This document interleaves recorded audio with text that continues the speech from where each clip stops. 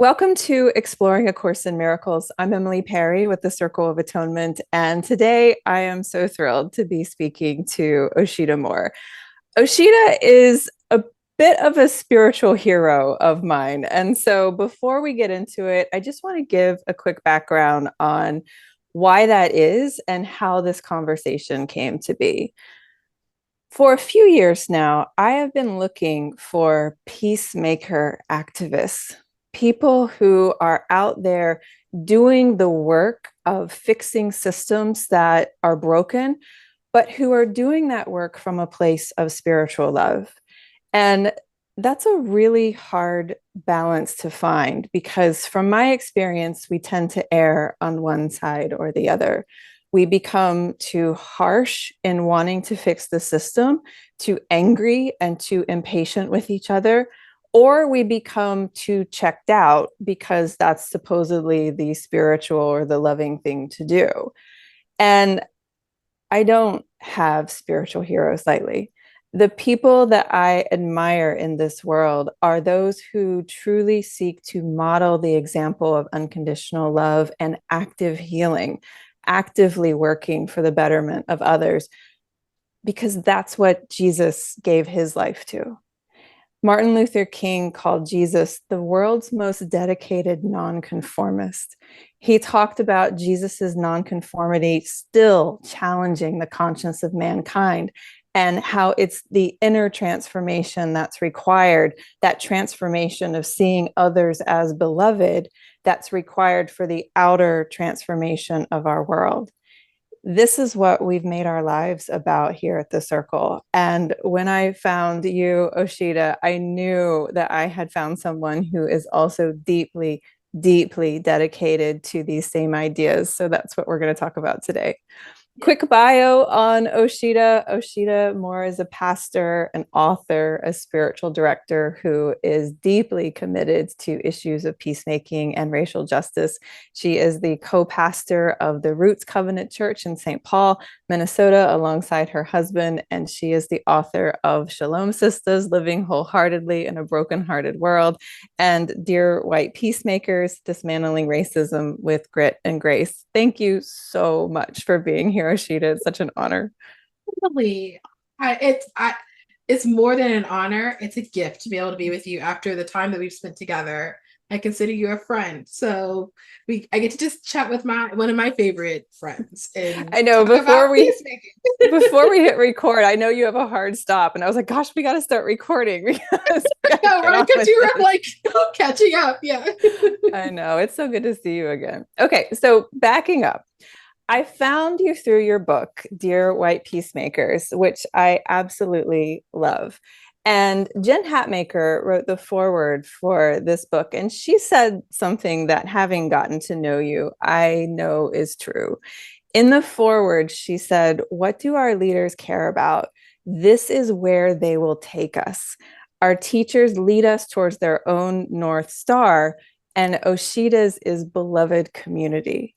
And anyone who knows you knows that there are two words that are Yeah. central to who you are: Yeah. shalom and beloved community. And so I want to Yeah. start there. What do these words mean to you, and how have they guided your life? Yeah. So my husband and I met doing urban core work in New Orleans. And peacemaking was a huge part of the work that we did because he's an ex-gang member, and we would host these dinners in our homes, bringing gang members from the community together. My husband was trying to start like this entrepreneurial venture with all these members of these gangs, making t-shirts. And so he wanted to give them something to do together to make money and work through their conflict and create something beautiful. And so we would have these like dreaming sessions at our home. And because of that, like I had a very fixed picture of what peace and peacemaking looked like.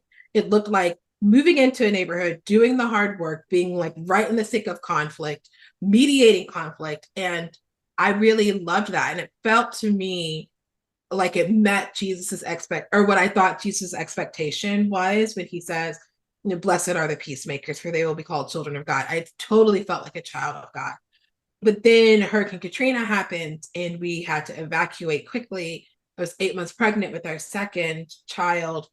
And when we ended up moving to Boston for my husband to go to seminary, I still felt this pull to peacemaking, but I wasn't in a season of my life to replicate any of those kinds of things we were doing in New Orleans. And so I had to make peace with the concept of peacemaking and renegotiate my relationship to the identity as a peacemaker. And I needed something that had more, that was much more sustainable, that was more like evergreen than the like you are a peacemaker because you throw yourself into war torn or violent spaces or in the midst of conflict. And so for 40 days, I studied the concept of peace in the Bible every time peace came up. And I noticed that there was this common Hebraic word, shalom, that was kind of like the root of these, like when you get back to the original language, it was commonly shalom. And then I started studying from Walter Brueggemann about shalom. And there's a phrase he used. He used this phrase, multidimensional and multi-directional, which just made it so incredibly expansive for me that shalom is God's peace. And it's us showing up as peacemakers in multi directions and multi dimensions, in a variety of spaces and in a variety of ways, that we are the ones who bring God's peace into a space wherever we are. And the definition that I like to use for shalom is God's dream for the world as it should be, nothing broken, nothing missing, everything made whole. So shalom is this picture of flourishing, of goodness, of vibrancy, of harmony. And so we are the ones who bring that missing piece of peace in different spaces. So shalom became like a core foundational word for me. Like I had like reclaimed what art made with the word shalom on it. And I had like got a key with the word shalom on it. And that's why my first book is called Shalom Sisters. But then, so that's what shalom means for me. And so as I was writing, working on Dear White Peacemakers, there's a chapter in Shalom Sisters about owning my belovedness as a Black woman, even though I've had to navigate so much racism and white supremacy in a lot of spaces. I'm from a predominantly white city. I went to a predominantly white church. And so I was the only and the lonely Black person in a lot of spaces. And I wrote a chapter reflecting on that, and how God's shalom entered in that. And that seemed to really resonate with my editor, and it really resonated with me. That was the topic of the next book, of how the intersection of Jesus' peacemaking ethic with anti-racism. And as I was trying to figure out how all that works together, I landed on Dr. King's work on the beloved community and went back to Josiah Royce's work on the beloved community. And I was like, oh, this is the picture of how we show up as activists seeking God's shalom for other people. But then I was like, Henry Nouwen has all this good work on belovedness, and I don't see a whole lot of intersection between these two. Like, I don't see a lot of Nouwen stuff showing up in these spaces that I was studying about the beloved community. So I spent some time with Nouwen, and then that's what Dear White Peacemakers is becoming, owning our belovedness, proclaiming the belovedness of others so that we can become a unique expression of the beloved community, particularly around areas of race and justice.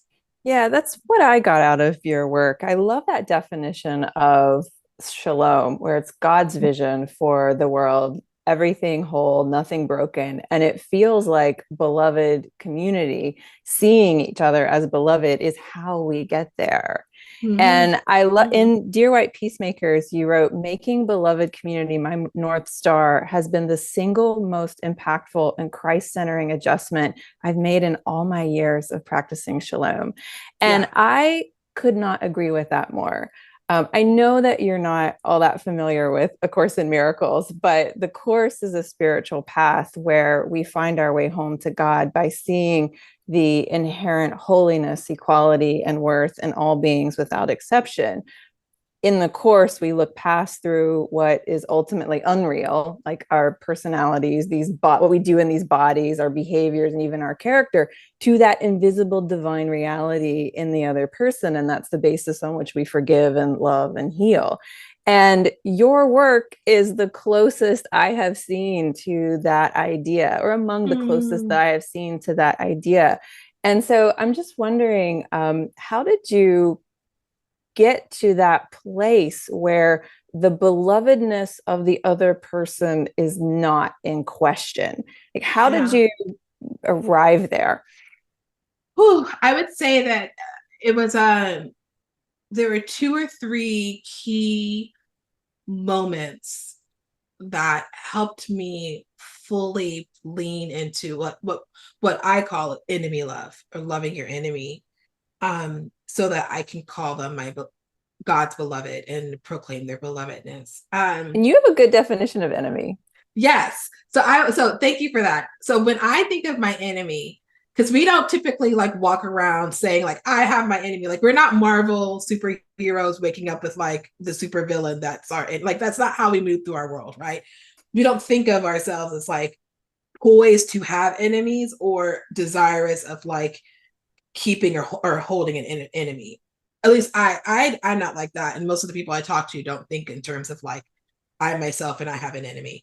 Um, so what I noticed, and this was way back. I think it was probably when I was writing Shalom Sisters, because I was thinking about enemy love. I was Something happened, another racially charged thing. I think it was Michael Brown at that point when I was working on Shalom Sisters, and I was looking at the riots and I was looking at the conflict, and I was like paying attention to other anti-racist teachers remarking and tweeting about it, and there was just a general spirit, I would say, or posture that they had towards the white people in that audience and in those spaces that was very like they cauterized their empathy. Like they were just like they don't deserve the benefit of the doubt. And it really felt like I didn't know how to enter into that space, and I realized that like for me empathy is like the fuel, it is what I need that like moves me into life-giving relationships with someone, and even more so impactfully my enemy, if I can access empathy for someone, even though I would view them as my enemy. But then I thought, how do I communicate this intersection between my enemy and my need for empathy towards them? And so I started saying that my enemy is a person who is just beyond my capacity for empathy. So that means like I don't have an enemy, I have like the capacity for empathy. And some people is very easy for me to have empathy for, and then there are some people that's harder. And so when I read Jesus teachings on loving my enemy or praying for those who persecute me, um I'm rethinking that and saying who is right on the outside of my empathy, where like I do not want to humanize them. I don't want to understand their stories. I don't want to give them the benefit of the doubt. Who are those people? Then my job is to take Jesus' teachings around enemy love and direct it towards them. And when I do that, when the my empathy expands to them, I have noticed that it's been one of the most disarming things I've ever seen and ever done. Because when I start with somebody who's expecting me to be, antagonistic toward them, and I disarm them by being kind and calm and curious and patient and naming the weirdness of the space, uh, it disarms, and it gives us a space to be two beloveds trying to figure out something hard. Um, and so yeah, and so that's just kind of been the work of my life of expanding my empathy out. And And you have been in really, I mean, the work that you do has placed you in super challenging situations in this regard. I remember you Mhm. were saying you were on a panel once with a neo-Nazi. And one of the things that you said was, I felt like my job in that moment was to hold the space of belovedness. And if I could do my part, then Jesus would work on his heart. Yeah. And I was just like, wow, gosh, that is that's the idea of loving your enemies, and that is the seed that can heal our world. Mhm. However, I do think that I'm sure, in fact, I know from your book that you've received pushback on this idea because loving your enemies feels like siding with the oppressors, right? Like if we love our enemies, then they'll just keep on doing the abusive things. And it's a Right. naive, if not a dangerous thing to do. So, what do you say to those who say loving your enemies sounds noble, but it's actually dangerous? Well, so the thing is, I can love you and not agree with you. And I think that why beloved community has become my North Star is because it's given me permission to reframe what a win is when I am engaging with somebody who is just beyond my empathy or my enemy. Because the win is no longer getting you to agree with me. The win is no longer um, me proving the rightness of my beliefs and shaming you for the wrongness of your beliefs.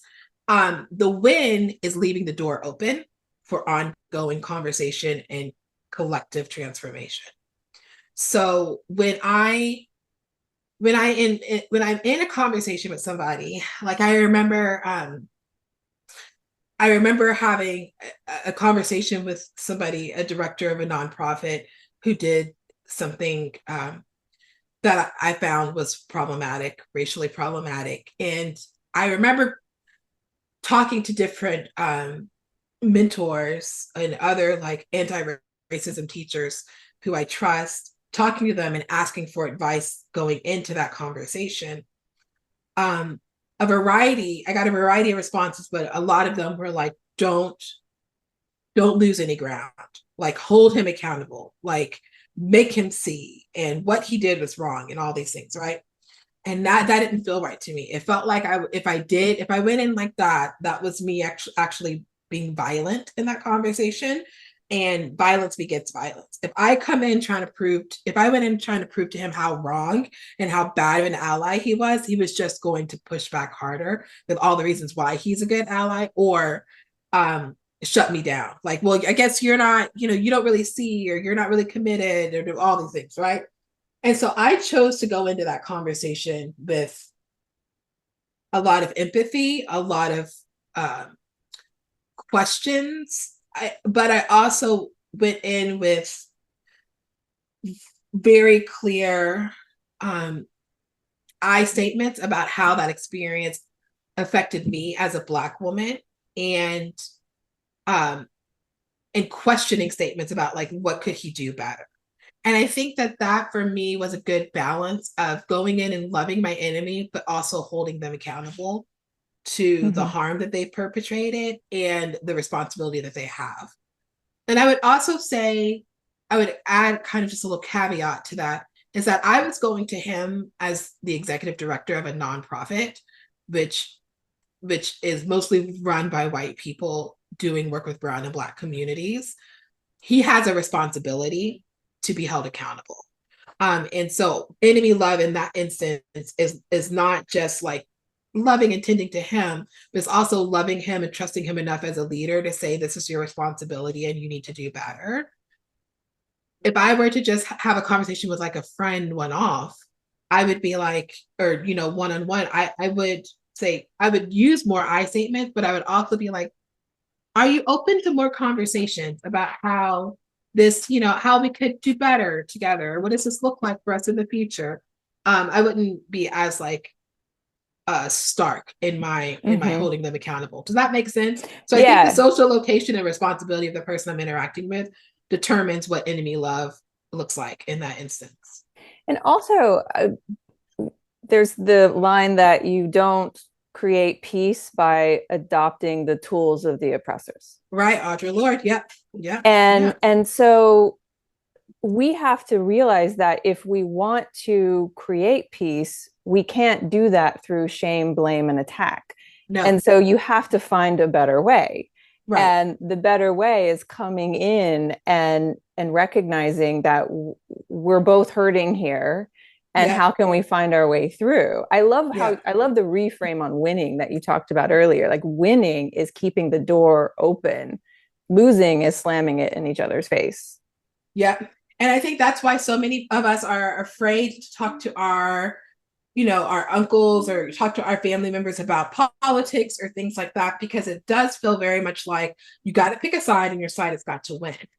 But what if the conversation is more, how can we talk about this in a way that like you get to tell your story about, how your how you live and your experiences and how you came to that, this political ideal. I think that's one of the reasons why this political moment feels so stressful for a lot of people, is because we're set up to think about conversations around politics as a win or lose. I picked my candidate and now I want my candidate to win and your candidate to lose. And I think that that is fundamentally a problem for those of us that want to be peacemakers and have these ongoing conversations. What if we had these conversations in such a way that we're story based? This is my story, and this is how I came to this political ideal. This is why this candidate and their rhetoric, or the way they think about America, that's why, this is why it resonates with me, and that's the America that I want to see. And you may not agree with me and I may not agree with you, but we can continue coming back and telling stories and trusting each other with stories. I'm curious what that would look like and how that would, de-escalate some of the concerns we have. And also, I think sometimes we expect all spaces that we're in with somebody who has a different view or opinion than us to be those spaces that we hash out those hard things. And I honestly, like, I call this peacemaking agility. Sometimes you just got to say, I really want to have a hard conversation with you about politics. Can we go for a long walk where we both know that that's the purpose of the conversation, not springing on somebody when you're like, pass the rolls. And by the way, I'm voting for so-and-so. Yeah, I hear you. One thing we can't do very well as a human society is stay in the discomfort of hard conversations. Yeah. We want to just bounce off the topic and make it personal, either personal about the person that we're talking to or personal about what we're arguing about. We can't quite stay in the discomfort, the uncomfortable nature of uncomfortable conversations. Yeah. We're not taught how to do that very well. And that's why the work of peacemaking is so important. We should have it as children so that we're better at it as adults. But okay, for those of us who are adults who didn't learn this as children, there just needs to be a value on peacemaking. And to your point, it feels like the value is on winning. Yes, 100%. Yeah. And I think too, and that's why, you are a part of our Journey of Hope cohort. And there's a line in our Brave and Resilient covenant that talks about self-awareness and advocating for yourself and being aware of what you need. And I think that that is something that peacemakers, we are not very good at being attuned to our own needs and our own triggers and our own trauma and making peace within ourselves. We are celebrated for the peacemaking work we do out for others and in the world, but we don't turn that good work into ourselves. And I think that is actually the most important part of peacemaking for me, is that self-awareness, because I will know, I am not in a good space. It is the anniversary of a hard thing that's happened in my life. My body needs time to rest. My mind needs time to rest. My soul needs time to rest. So I probably should not take this coffee date with somebody who's just beyond my empathy, because I'm not going to be my best self in it, And I think learning to do that work, and also learning to build community around us to tend to us, like a therapist, like a spiritual leader, a spiritual friend, spiritual director, like a good friend, like a good, friend who will hold that space, a healer, like building that around us where we can have somebody else kind of look in and say, you know what, every time you talk about Uncle Bob, this happens. I notice this in your body and I hear this in your voice. And I think maybe we need to work with that so that there's more groundedness and more confidence and more care in your voice when you talk about Uncle Bob before you go back to have that Yeah. conversation with him, you know? Yeah. I love that you say that, because one of the questions that I had for you was, how do you personally maintain what you call that beloved non-anxious presence, right? Like, Yeah, how can you be in that space of, I'm just going to see the belovedness in you without my own fear, like coming from a yeah, place of my own fear. And so you mentioned the self-care and the having the tribe around you who can be your support system. Is there anything that you do in the moment when you're feeling that you're beyond your ability to feel empathy, but you're with the person? What do you yeah. do in that moment to restore your peace? Right. So I say this jokingly, but it's so true. Peacemakers should be the ones that make things awkward. And what I mean by that is I've gotten really comfortable with saying out loud when I'm in a situation that feels like it's uncomfortable.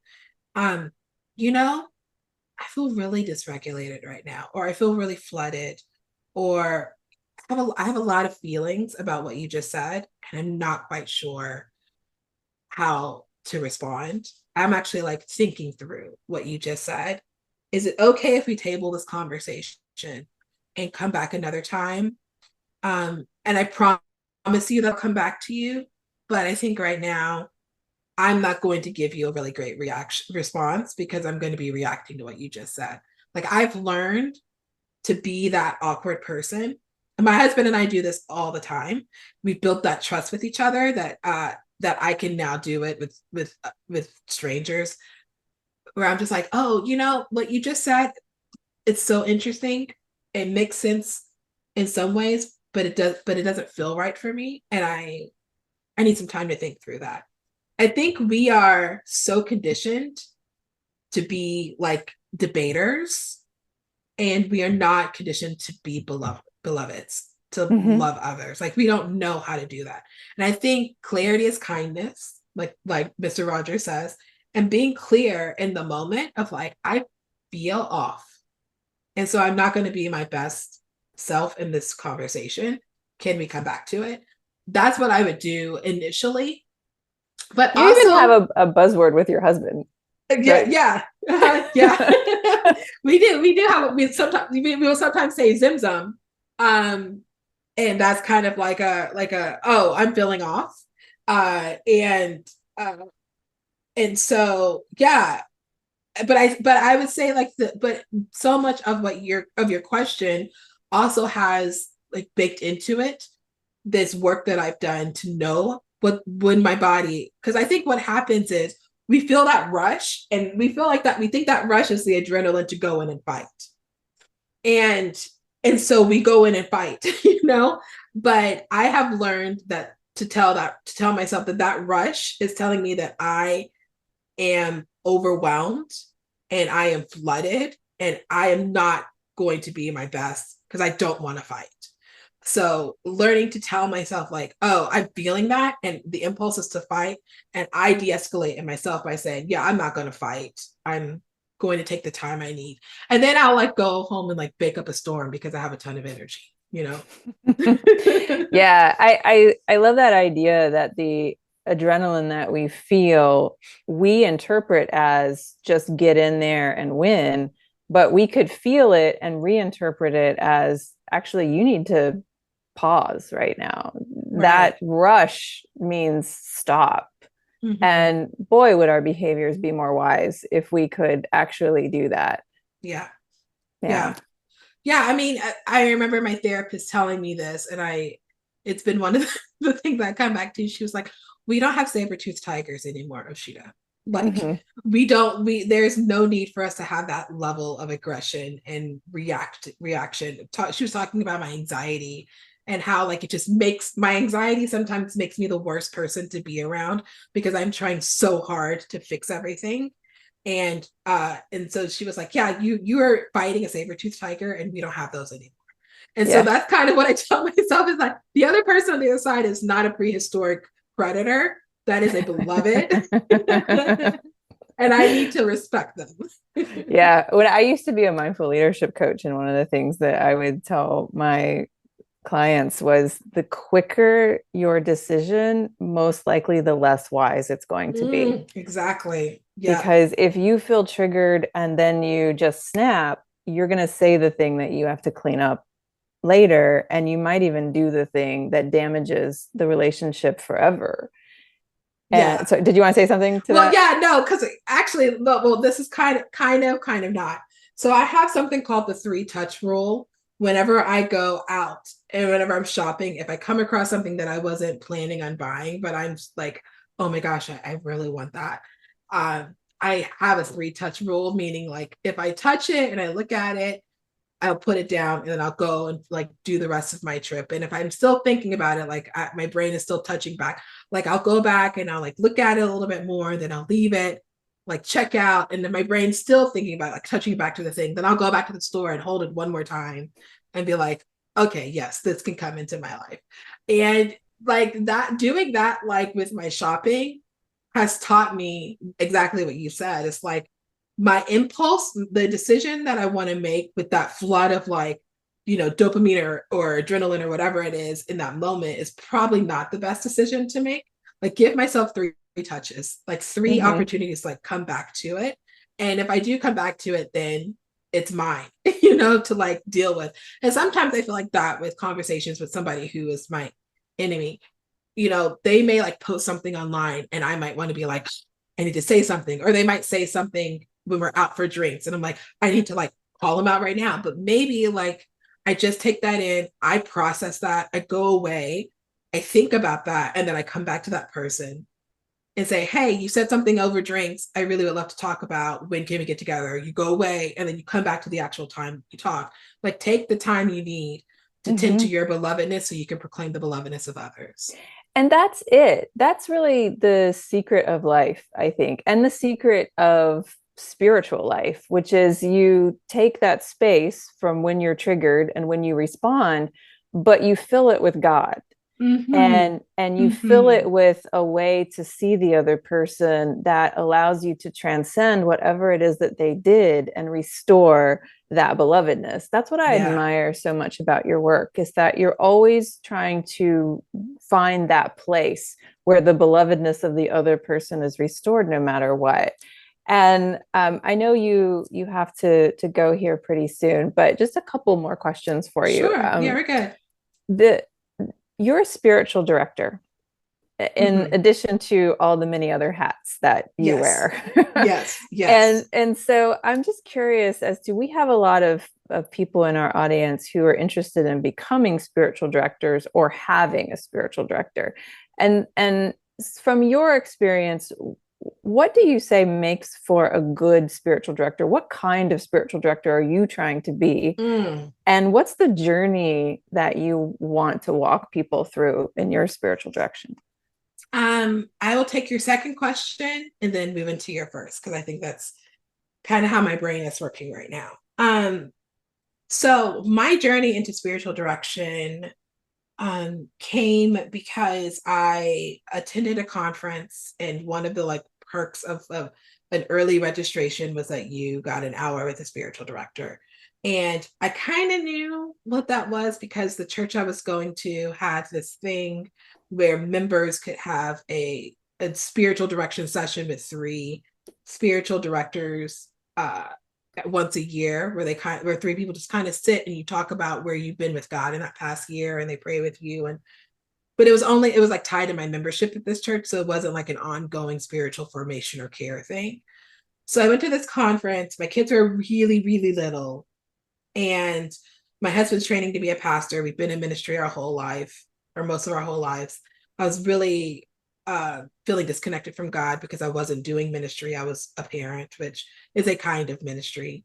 Um, and I was sitting across from this director and just telling her about how disconnected from God I felt, and how like I had all these ways that I knew how to hear God, how to find God, and none of them were working in my life. And through the course of the conversation, she just asked me a few questions. let me tell stories. And then she said, as you've been talking, I've noticed that you tend to use nature metaphors a lot. Like you talk about trees and animals and being outdoors. And she's like, have you ever thought of yourself as a naturalist on the sacred pathways?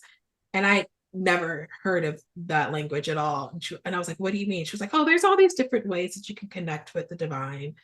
And some people connect with the divine through nature. And it sounds like to me that every time that you're in nature, it's for the service of your children, but it's never or rarely ever for you to just connect with God. And then she shared some scriptures about nature and God. And she was like, I would just encourage you to bring nature into your house and to see what happens there. And that for me, I left that with tear-stained face, but just so confident in my capacity to connect with the divine. Like so aware that like I had agency, where I felt like so much of my spiritual life was God does this, God does that. You do this in order for God. Like it just felt very like God driven, where like me looking at myself, my personality, what makes me come alive, honoring it and infusing it or marrying it with my connection to God. Like she gave me permission to do that. And to this day, like God and I do our very best work through music and nature. And it's because of my work with various spiritual directors and because of the permission that she gave me in that session to own who I am and my personality and how God made me and use that to connect with God. So as I was writing Dear White Peacemakers, I kept shoving in all these spiritual practices. In the book, I end each chapter with a breath prayer, but there were so many more little practices that I was throwing in there, and they kept getting pulled out because the book was long enough as it is. And I realized that contemplative spiritual formation desire was still so deeply in me. And it felt like it was important to bring that to a conversation and bring that to a space with activists who are so used to like going out and doing and being driven by the brokenness of the world, but like not taking any agency of like how God has made them, what's their unique capacity, and being like, actually, I'm going to bring myself into this work and experience God's justice in this work as my true whole self. So I became the spiritual director primarily because I wanted to sit with white allies as they are learning how to navigate race and justice and the various ways they're showing up as activists. What I would say to someone who is looking for a spiritual director, I would say it is a very unique kind of relationship. And it's okay to like try out different kinds of directors because like I have a friend who integrates indigenous practices in her sessions.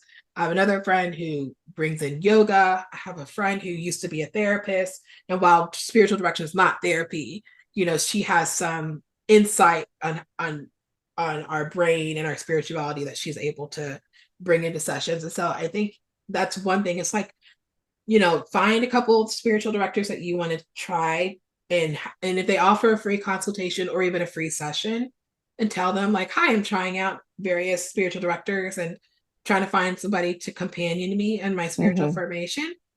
Yeah. I would say like do that. And I would say for anyone who wants to be a spiritual director, well, let me just say to the question of like what makes a good spiritual director. I think what makes a good spiritual director is someone um, who genuinely believes in the goodness and the capacity to connect with the divine in every single person. Like I can't imagine anybody who has like a deep skepticism or like who are misanthropes wanting to do this work. Because for me, my job as a director is just to remind you of how much you are loved by God. And I have to be able to like see the inherent good in you. And so if you find that that's something that comes naturally to you or something that you've grown in and it brings you a lot of life to call that out in people, that's a beautiful gift for a spiritual director to have, because in essence, like I get to be the voice, not the voice of God, but I get to say to them, things that I'm sensing God is saying to them or bringing them scriptures. And that might be the only time in their whole month that they have a spiritual experience because they may not be going to church. And so it's like an awesome responsibility. And then I would say the other thing is like for me, I'm Jesus centered. I love Jesus, but I also am curious about other faith traditions. And so I can hold space with people in a variety of spiritual backgrounds. So I would just say like know kind of like your spiritual stream and like know like what you feel most comfortable with, and then offer like be a spiritual director or off go through a training that go through a program that trains you to hold that. So like I went through a Christian based program because I'm a Christian, but I also like in my program learned a variety of ways to hold people from different backgrounds. Um and then yeah, and then I would say like the final thing is that for me as a spiritual director, I can't really connect people to God if I don't spend time tending to my own spiritual formation. So if you are somebody, I mean, you're in the Course of Miracles, so like you're listening to this podcast, you're curious about your spiritual formation. So I would say be really clear and be really comfortable with your own process of spiritual formation before you move it to some kind of training to be a director. Yeah, and that's what I really appreciate about the spiritual direction that you gave us through the Journey of Hope program, which I'll talk about here in just a second. But you really did hold the space of belovedness of all, pointing us towards truth, pointing us towards God, pointing us towards seeing each other as beloved, no matter what the external circumstances look like. And that companionship is priceless. And part of the reason why I wanted to talk to you about spiritual direction is because I would love to see an explosion of truly trained spiritual directors who are out there shepherding people along on their spiritual journeys, because that balance I was talking about earlier, we all need it, right? We can get too much in the world and too angry about what's happening here, but then we can also withdraw too much and leave others to suffer. And there has to be a balance, and walking that narrow middle way requires companionship. And for those who can truly do it, it's a sacred calling. And so thank you for answering that call. Of course. And you know what? I also would just say that um for me, having gone through deconstruction and reconstruction of my faith and church trauma, um, having a touch point, having a person in my life who reminds me that God is good, even though God's people are not always good. And holding being that lifeline for me back to my spiritual formation gave me the confidence that I needed to continue through some like really dark times and still stay connected to my spiritual self. So, you know, I feel like this is a moment where so many people are just saying like, you know, many Christians are saying like, I don't go to church because of all the things I've seen, or I don't go to church because the church I grew up with, and you know, there was like conflict or you know, toxic leadership or whatever, and I feel disconnected from God because I don't have that church structure. And I'm a pastor, so I'm like, yes, find a local church. But in the absence of that, while you're still grappling with your spiritual formation, a spiritual director, a trained one, can be so important for you. It's like keeping up your with your like, you know, your like annual checkup. You know, it's having that like monthly check-in with your soul so you don't forget that your body, mind, soul, and spirit. You mentioned deconstruction and reconstruction. You're a classic reconstructionist, right? Like you want Yeah. to heal it from the inside out. Yeah. Is Yeah. that, are you a reconstructionist because you just believe in God, that God is love, and Jesus is, you're Jesus centric, so Jesus is your model, and the goodness of those models has kept you in the church and your faith? I'm a reconstructionist because at the lowest point of my deconstruction, I was so lonely and so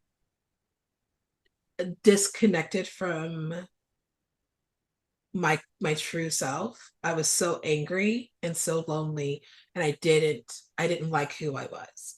I liked that I got rid of a lot of toxic things, but I didn't feel like Osheta. There were parts of my pre deconstruction, parts of my life before, where I would be like, "Ah, I feel the divine, I feel close to God, and because of that, I will deal with this bad theology or this toxic leadership or whatever, because there are parts of this experience where I feel so connected to God." And when I left all of that, um, and the anger and the bitterness set in, um, I didn't feel connected to God. And so I had to go and do this work of reclaiming my relationship with God, and being brave enough to have uh, hard conversations and restructure models that didn't work for me then but could work for me now. So I guess what I'm saying is, like, I came back around, but I made it my own because I didn't like who I was without God as a central part of my life.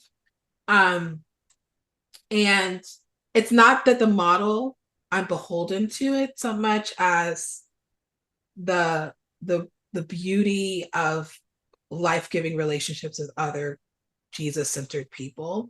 And if we want to call that a church because that's easy shorthand for us, sure. But I needed that and I missed that. And I'm a reconstructionist because I believe that God is a reconstructionist. God makes all things new. And I believe that the kingdom of God is a reconstruction of what was broken. And so if I strip away all the BS that I experienced before, um, and dare to imagine a new structure, a new way of being together with other Christian people that looks like Jesus and looks like us holding our belovedness, then if I can do that, then that's what I want to live into. And that's what I hope that I do as a pastor. The church that I pastor, I hope people feel their belovedness. We have a welcome litany that we say every Sunday. And one of the lines of the welcome litany, the leader says, "Welcome to this place where your name is first and always beloved." And so, yeah, I'm a reconstructionist because of belovedness. Yeah. Long story short. Yeah, it's the value. I that what you just said about I didn't like who I was without God. That's Yeah. huge. That's huge Yeah. because it's that value of love, that no matter what happens, I'm going to try and find my way back to that. Then we become able to look at ourselves in the mirror, right? And Mm-hmm. and because we're helping to create a better world, and how can the ripple effect of that not heal? Yeah. Okay, last thing. Last Yes. thing. I have 15 more minutes. So yeah. Okay.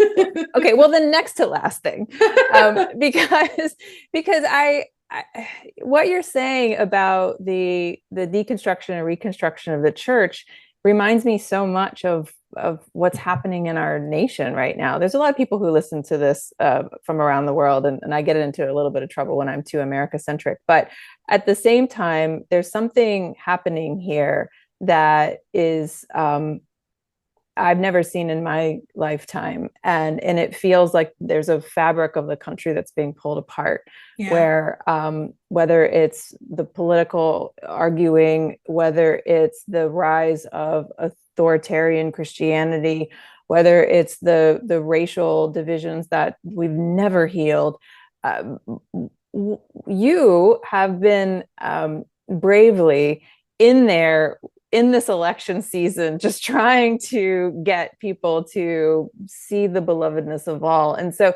my question is, what would you say to somebody who wants to be a healing presence in this time, but doesn't quite know where to start? I would say start small and start local. And I would honestly say, if you don't know where to begin and you want to be a part of rebuilding, ask yourself, where do you feel the most brokenhearted? Because usually where you feel the most brokenhearted is where you are uniquely gifted to show up as an agent of Shalom. So if you feel uniquely brokenhearted about banned books in your community, I would say go to your library, go to your schools, and ask those people who are at the front lines of that, like, what do you need? What are the policies that you want us to pass? How do you want us to advocate? I would say start small, because even if the candidate that you don't want to win wins, our responsibility to build the beloved community doesn't stop. We still have If to build the anything, it gets beloved community. stronger. Right. So, like I taught a class last week about peace and politics. And I said, if you were to ask me who I'm going to vote for, I would say that's none of your business. Because I, you know, like, I don't want to sway you or tell you who you should vote for. I will tell you this: I'm going to vote for the beloved community, and I'm going to vote for the candidate that I think will make it easier for me to build the beloved community in my context. But even still, if the other candidate wins, it just changes my strategy. I have to become more creative, more thoughtful, try different things, but still build the beloved community. So I'd say start small, start local, and pay attention to what your passions are. Yeah. This is where that language of beloved, non-anxious presence is so good, because Yeah. it's easy to, in these situations that really do feel like the foundations of what makes normal democracy are kind of getting chipped away at the root. How do you show up as a non-anxious presence in the face of that, right? Yeah. And that's where spirituality comes in, because you have to, the only way to do it is to see that there's something bigger going on here. And so that's that transcendence while you're working, is that two parts, right? You need to do both. Right. That, and celebrating the heck out of every small win. Like, as I was studying the civil rights movement and um studying some of the different leaders or people's names that were coming up, I noticed that there were certain houses that were dedicated, like the dance party house, where after they would do a sit-in or they would protest or they would have a meeting, they would go to this particular place and have a dance party. And when I read that, I thought, oh my gosh, that is something that we don't talk enough about with this work of activism, of building the beloved community, is the importance of subversive joy, like celebrating every single win and being like, yes, I am seeing peace flourish, even if it's as small as we did not get kicked out of the restaurant, or we did not, or we helped 3 young girls get, into the clinic to get the health care they need, or whatever it is, like the small, not, the small steps, the small wins that we see. It's so important to celebrate that, because we are so conditioned to think macro, huge, meta, the big ultimate win. We're so conditioned for that, but it's like we got to celebrate the small little battles, or the small Yeah. little battles we win in the midst of the war. Yeah. The course calls God's plan for salvation the plan of the teachers, and everyone's a teacher. It's just everyone loving everyone else and Yeah. teaching love through demonstrating love. And Yeah. that's how we heal our world. Yeah. Okay, so last thing. I remember years ago reading in Dear White Peacemakers that you had done this immersion trip with people to the South. Yeah. And I thought, as I was reading, I want to do that one day with you. And we did. Just this past June, we had this wonderful immersion trip to the South. We went to Dexter Avenue Church, where Martin Luther King preached. We saw his house. We ended up in Rosa Parks' apartment. I don't know how you pulled that off. We read Howard Thurman together. And it was such a magical experience, and it happened because of your work with Global Immersion. And so, as we close here, I don't know if you want to say any more about the work Oh. that you're doing with Global Immersion, about Journey of Hope, that program that we went on together, that you co-lead with Jer, who I'll also be interviewing for this podcast, and any other way that people who are interested in learning more about you, who are inspired by you, like I am, can find you. Mm. Well, you can find me on Instagram, Osheta Moore on Instagram. And if you're in the Twin Cities, swing by, visit my church, Roots Moravian. Just check the website, because we have a non-traditional worshiping rhythm, rootsmc.org. About Journey of Hope. It has been the best experience. And I would say the the most fulfilling work of peacemaking and peacemaking leadership that I have done. Aside from my writing and ministry work, but in terms of like building community and connection with other peacemakers, being a part of global immersion and doing Journey of Hope has been just wonderful for me because peacemaking can get really lonely and it can be such an isolating, solitary experience. So Journey of Hope is a cohort. We were together for I believe it's 6 months. And then we end with a immersion experience. The past couple of years, we've gone down south, and the focus has been on Christian white nationalism and white supremacy in America. We have different modules where we look at all the multi-directions, the multi-dimensions of Shalom and how it applies to us in our interior life so that we can be a part of making peace, building peace out in the world. We look at things like our belovedness. We call this a pilgrimage because it's a journey we take together. We look at things like Shalom with our earth, peace with the earth, peace in systems, a variety of systems. And what we do is we gather together twice a month. There's some teaching, and then there's some small group time. And then the second time, we're pulling the threads from what we learned together. And the application is open now. So Jerry and I receive applications, and then we read over the applicants and we pray and think about the best, mix of the cohort, and then we invite people into the cohort. This time around, though, it's going to be interesting because we're actually going to Northern Ireland. The first time I did this, we went to Northern Ireland. So that we're going back and we're going to be at Corrymeela for several days and just learning about conflict in Northern Ireland during the Troubles, meeting with actual people on the ground who are part of reconciliation. And this cohort is designed for people who are passionate about peacemaking within their context, and they are a leader of some kind. We have everything from nonprofit leaders to church leaders to people who are leading in the like corporate world. If you have any sort of space where you show up as a leader, we had a small group leader, once you show up as a leader, there are people who God has entrusted to you to tend to and care for, whatever size they are. We invite you to apply for the cohort. If you want to be an agent of reconciliation and teach those around you how to be reconcilers, Journey of Hope is open for you. And this time around, when we go to Northern Ireland, there's going to be a certification for conflict mediation that you'll receive at the end of this, which is new and different. And so you'll also be equipped with like a skill, another additional skill that you can bring back to your context. It's so exciting. And to the point of what we were saying before, these are skills that are so needed. We've got to learn how to have these peacemaking conversations if we are going to have peace in the world. And where do you start? You got to learn it somewhere. Yeah.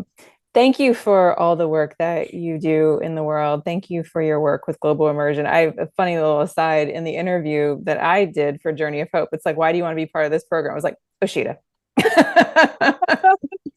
I'm here for Osheta. And what was funny is who I was paired with, my roommate on the immersion trip. I was like, so what made you want to start? She was like, Osheta. And I was like, me too. Who was it? Who was it? Jean. Yeah. Yeah. Hi, Jean. So anyway, thank you for your work. And I hope that we've introduced some new people to your incredibly generous spirit and your beloved Shalom. I mean, you really do embody that, Osheta. And thank you for the ripple effect of who you are that goes out into the world and has served so many, including myself. Oh my gosh, thank you. Emily, this was a gift to spend time with you and to share more of my story. And thank you for inviting me. I know. I love it. I mean, I just remember reading this and I was like, I love her. And to know you is just an honor. So I'll leave it there and see you next time. Bye for now.